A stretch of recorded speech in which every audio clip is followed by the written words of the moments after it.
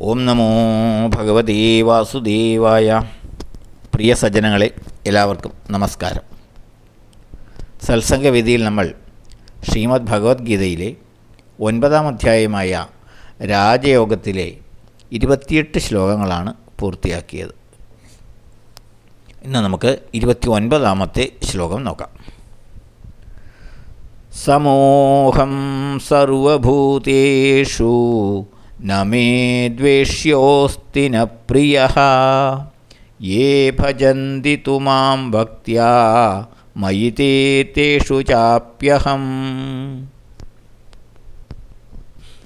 അഹം, ഞാൻ, സർവഭൂതേഷു, സകല ജീവജാലങ്ങളിലും, സമഹ, സമദൃഷ്ടിയുള്ളവനാണ്,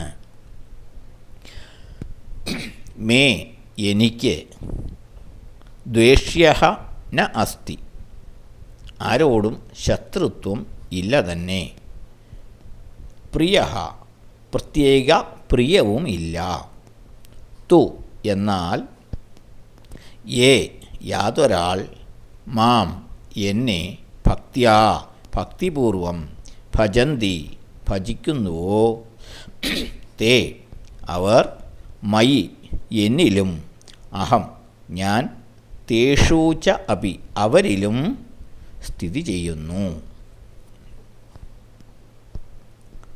ഭഗവാൻ പറയുന്നു, ഞാൻ സകല ജീവജാലങ്ങളിലും സമദൃഷ്ടി ഉള്ളവനാണ്. എനിക്ക് ആരോടും ശത്രുത്വം ഇല്ല, ആരോടും പ്രത്യേകിച്ച് പ്രിയവും ഇല്ല. എന്നാൽ യാതൊരാൾ എന്നെ ഭക്തിപൂർവം ഭജിക്കുന്നുവോ, അവർ എന്നിലും ഞാൻ അവരിലും സ്ഥിതി ചെയ്യുന്നു.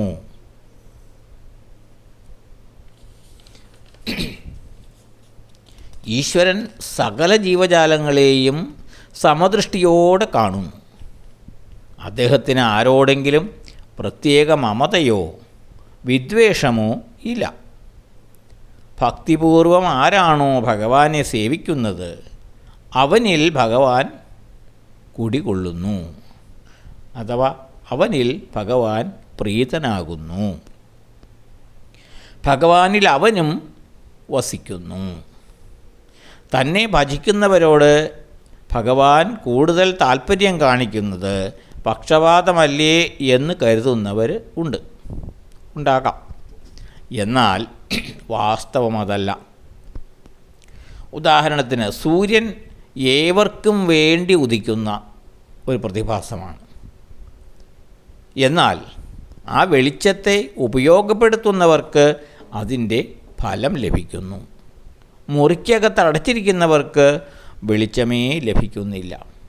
അത് സൂര്യൻ്റെ പക്ഷപാതമാകുന്നില്ലല്ലോ.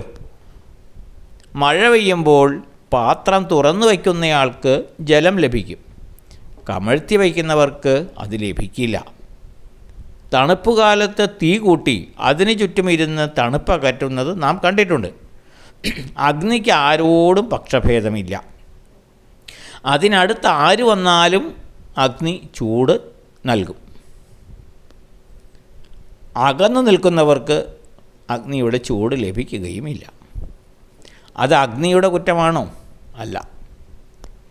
അതുപോലെ വൃത്തിയുള്ള ഒരു കണ്ണാടി സൂര്യന് നേരെ പിടിച്ചാൽ കണ്ണാടിയിൽ സൂര്യൻ്റെ പ്രതിബിംബം കാണാം. എന്നാൽ കണ്ണാടിയുടെ മേൽ ചളി പിടിച്ചിരുന്നാലോ സൂര്യനെ ദർശിക്കാനാവില്ല.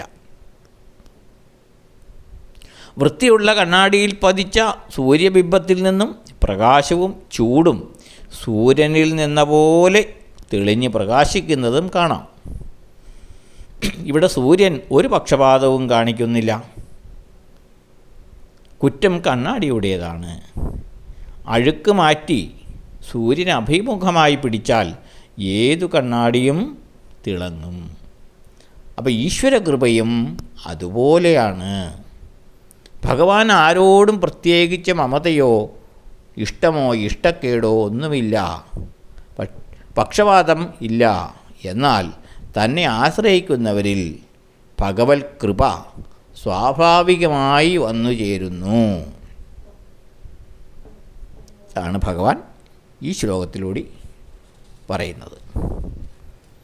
അടുത്ത ശ്ലോകം നമുക്ക് അടുത്ത ദിവസം നോക്കാം. എല്ലാവർക്കും നന്ദി, നമസ്കാരം. ഓം നമോ ഭഗവതേ വാസുദേവായ.